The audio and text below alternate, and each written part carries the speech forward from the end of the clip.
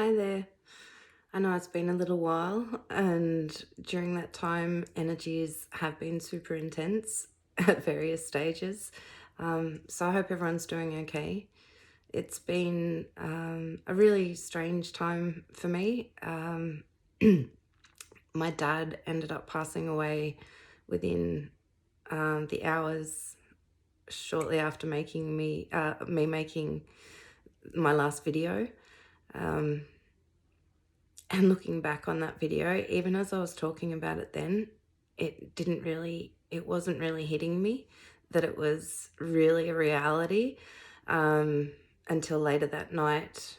And, uh, and when it happened, um, I got very sick within about 12 hours of him passing with a really bad fever that lasted for days. And then basically my hearing for a month now has just been high-pitched noises, and um, I thought it was this banging that was following me everywhere I went. Whenever I tried to lay down or close my eyes, I could just hear this banging, and I've later realized it was my heartbeat or my pulse, and it was just this woof, woof, woof.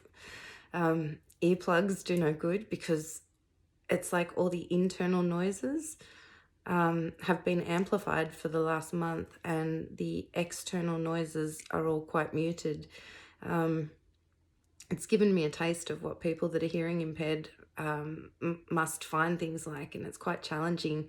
I found myself lip reading quite a bit, and if I'm shouting in this, I apologize. Still not not normal hearing. I don't know, maybe that's just my new hearing now. Um, Thank you to everyone that sent messages of love and support. I really appreciate it. I've just really been, I don't know if you're going to relate. Anyone that's lost someone or gone through something really traumatic, I think, will understand what I mean when it's such a surreal feeling that the world's still spinning and continuing around you while your inner world has just come to this complete stop and crumbled. um, I guess that's part of the cycle, isn't it? Though of life and death, that life goes on regardless of what any one individual is going through. So yeah, it has been a really difficult time, but what I've found really comforting is that I believe in what I talk about, and I firmly believe that nothing is sacred as a soul entering the earth plane and departing the earth plane would ever be left to chance. I truly believe we write an entry and an exit story, as well as certain key themes or experiences that we wish to have. And the rest is largely up to us. It's not all written in stone, but I do believe there are certain key things that are, and entry and exit is one of them. And it was my opportunity to really see if I do believe in what I talk about believing in, if that makes sense. And I do. And so that's been of great comfort, and it's allowed me to step back into the observer and see a bigger picture, a story that's being played out here. And I can't really talk about it more at this point, just due to circumstances. But it reminded me of a time, and you know what? I'm gonna just be all over the shop here. I'm just gonna warn you in advance, because I've gone to make this video a few times in the past week or so, and to be honest, I just didn't have the energy to get out of here in a coherent way, and I still don't know that I'm going to be able to. But what I mean by the observer is a good example that I've been shown that I can give. 2012, I didn't really think any really big changes happened for me personally back then. But I can see how even before I was awake, I was fulfilling soul contracts. And it was in 2012 that I helped a neighbor where I was living completely different area at the time. And it transpired that she was in a relationship with her stepfather. Not a relationship, it was, obvious conclusion. And that abuse had been happening not only to her, but her brother, which was the stepson. And he'd had 2 suicide attempts, and it later transpired he'd started to interfere with his own daughter, biological daughter, who I think was 10 or 11, but it hadn't gone really far. And long story short, working with the police, he was sentenced to, I think it was 25 years, 20 non-parole, which was a really good result, better than what the police were expecting. And they were really thrilled with that, because it turned out that his influence and abuse extended beyond the family, and there was others involved, and it was very successful in removing not just one predator off the street. I didn't realize at the time, and it was only recently I've made the connection of just how much has to fall into place for something like that to happen. It so happened that I was living in a completely different area prior to that, and my eldest daughter decided that she wanted a complete change and wanted to, move away and start high school differently, different area. And my partner at the time owned a house in that area, and so we decided to move into that. And you just see how so many things have to connect for me to find myself in that particular location. I never would have, well, I can't see how I would have ended up there any other way. And so things that we think are irrelevant, unless you see the bigger picture, you when you step back, you see how they all connect in to get you where you needed to be at a specific time. And that might be a time that you didn't enjoy the experience, but you needed to be where you were for a reason. And then you look at what led you to be there to fulfill that agreement. And, most people go around, go about their day not even being aware that they have a soul, let alone soul contracts. Still amazes me when people say they don't believe in a soul. Each to their own. So yeah, being able to step back into that now and see how everything interconnects, and that certain things had to happen for the story to play out, gives me great comfort, because otherwise I feel it creeping in. I feel the grief and the guilt and all the different human emotions that are always going to try and creep in, and I have to try and not go there, and think that this played out exactly as it was meant to, even if we can't understand why it had to be that way. When you're in the observer, you can see that. So anyway, I'm waffling on that a bit now, but that's been a really big thing for me, being able to step out of my human emotions. I'm not saying I don't feel anything, I absolutely do. And I have these waves where I feel immense sadness and grief, losing that tangible connection, but then I feel reassured that, I still sense and feel his presence. So I'm very lucky in that way, that I guess I don't experience grief in the way that most people do that don't have that belief or connection. One thing I will say is that it's not something you would ever want to go through, but being with him, with the rest of our family, when he actually passed, to hold a space collectively, and a small collectively, of love and celebration of a life well lived and well loved, but also celebrating the release of that life and the embracing of a new journey. Um, it really was an honor and a privilege to be able to hold that space for someone that I love unconditionally. Um, and that was a blessing to come out of it. And it's a gift not everyone is able to give. Some don't have the capacity, and that's okay. Others, due to circumstance, aren't able to be there. So I realized how lucky we were to have that. Sorry. Anyway, yeah.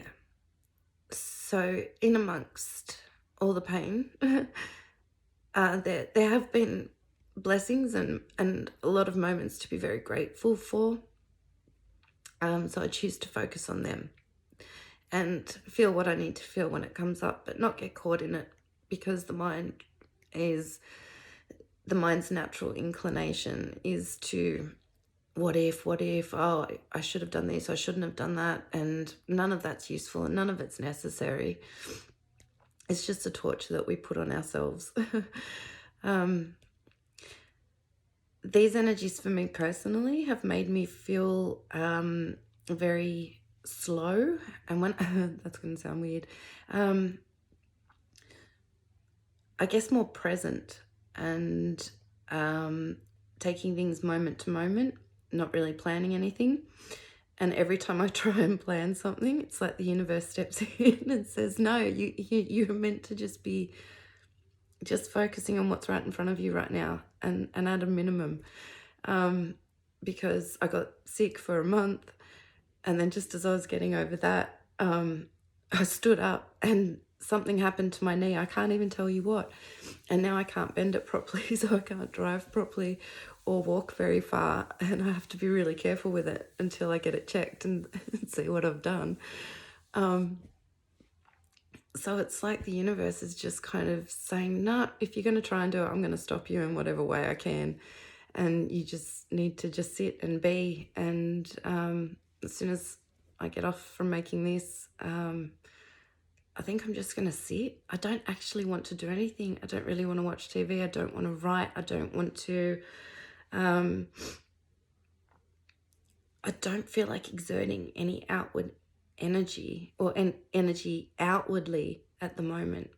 And other people have been describing a sense of impending doom, like this feeling that something bad is coming or whatever it is. And I can relate to that. And that's part of this feeling of it's not worth putting energy into much at the moment because it's pointless. And I don't mean that in a negative or a like, what's the point way. It's more this knowing that we've already seen huge changes happening as part of this collapse, and it just feels like that's amping up now. We're going to see more collapsing. We're going to see it quicker. A lot of people are going to start... Even myself, a couple of years ago, when I was saying it to other people that in the future there's going to be a shortage of water, shortage of food, that's where... and it was a while ago that it's sort of this image of... I don't know if they're like army reserve or military, just being on the street to stop people just, going and trying to grab whatever they can. And even as I was talking about that with people, I still thought, I don't know, like that seems pretty far-fetched. But here in Australia, we're already seeing huge shortages in produce coming from the weather, the flooding, other problems from disease now.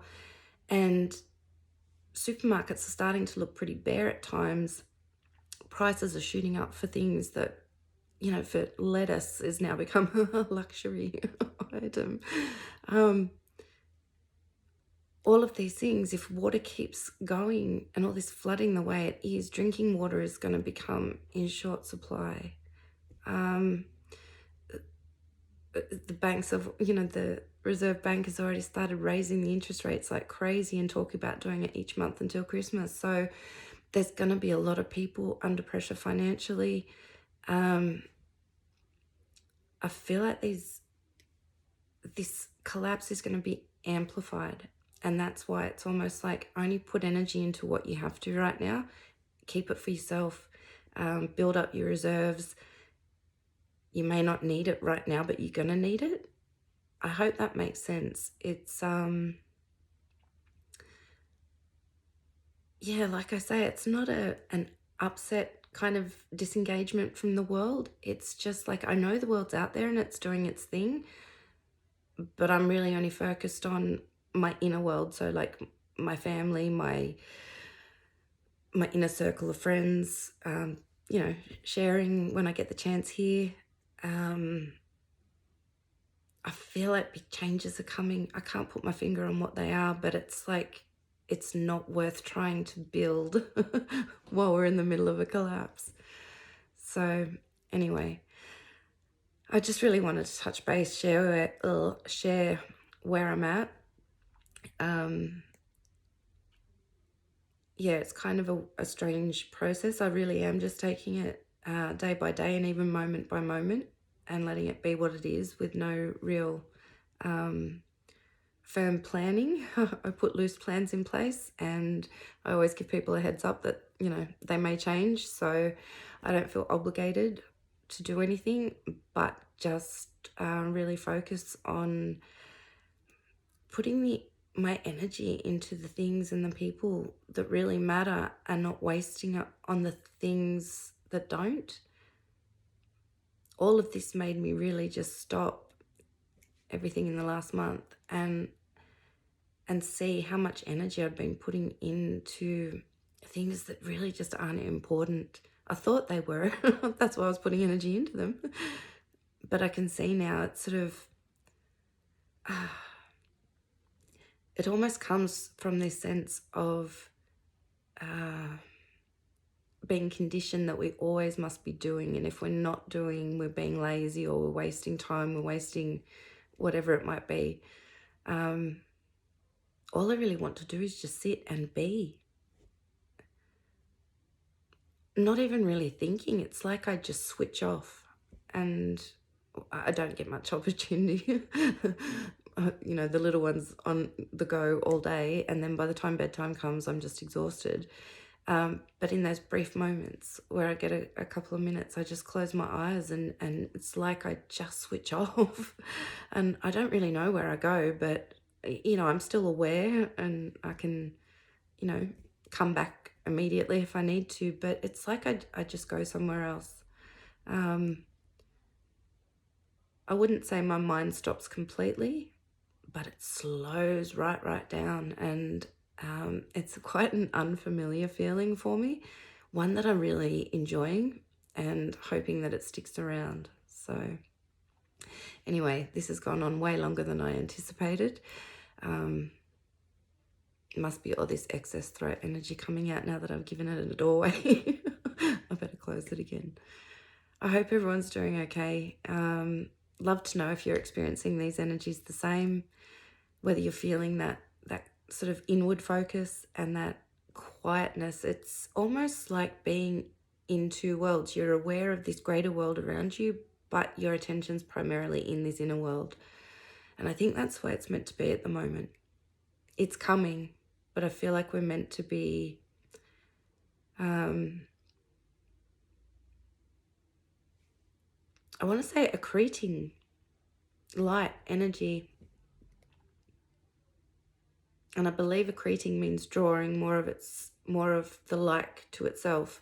So more of itself to itself, which makes sense, but it's just weird that I use that word. But anyway, sending you all big heart hugs and thinking about you. Thank you for everyone for holding space for me, for sending love and support in your messages and thoughts. I did feel it and I did really appreciate it. And I will hopefully talk with you again very soon. Well, not as long as it has been, but probably not as often as it was. I'll talk to you soon. Bye.